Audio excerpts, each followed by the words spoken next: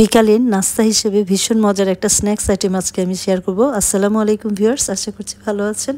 তো এই তো দেখতে পাচ্ছেন ভীষণ মুখরোচক এই রেসিপিটির জন্য আমার লাগছে, এখানে আমি নিয়ে নিয়েছি মুরগির বুকের পিস, আর এখানে দিয়ে দিচ্ছি আদা রসুন পেস্ট, একটু সয়া সস, গোলমরিচ গুঁড়া, লবণ দিয়ে এটা আমি 15 মিনিটের মতো ম্যারিনেট করে রাখবো।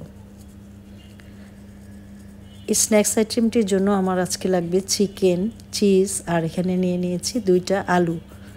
তো এই তিনটা মেইন উপাদান দিয়ে আজকের এই মজার রেসিপিটি আমি আপনাদের সাথে শেয়ার করছি। আর আমার আলুটা এখানে খুব ভালোভাবে পরিষ্কার করে নিতে হবে। এখন আমি এটা কেটে নিচ্ছি এবং ভালোভাবে ধুয়ে এটা আমি সেদ্ধ করে নিব।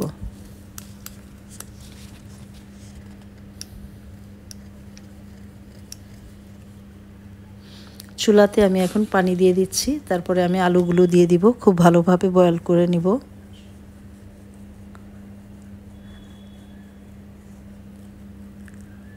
তো আলুটা প্রায় বয়েল হয়ে গিয়েছে, তারপরে এটা পানিটা শুকিয়ে গেলে এটা আমি নামিয়ে নিব।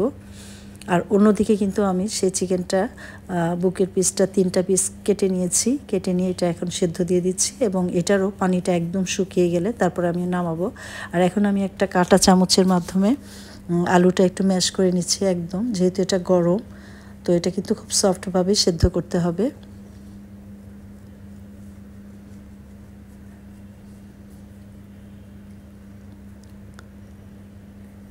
এই স্ন্যাক্স আইটেমটা কিন্তু ইফতারিতেও দারুণ যায় এবং আমি কিন্তু এটা ইফতারিতেও করেছিলাম। আর যেহেতু কিছুদিন আগে আমাদের রমজান মাস গিয়েছে, আর এটা কিন্তু অনেক দিন পর্যন্ত ফ্রোজেন করেও রাখা যায়। তো এখানে কিন্তু মাংসগুলো সেদ্ধ হয়ে গেছে, আমি 2টা কাঁটা চামচের মাধ্যমে মাংসগুলো ছাড়িয়ে নিচ্ছি খুব ভালোভাবে। এই তো ছাড়ানো হয়ে গিয়েছে। এখন আমি আলুর সাথে সব উপাদানগুলো ভালো করে মিক্স করে নিব। প্রথমে দিয়ে দিলাম চিকেন, সেদ্ধ করা চিকেনটা দিয়ে দিলাম।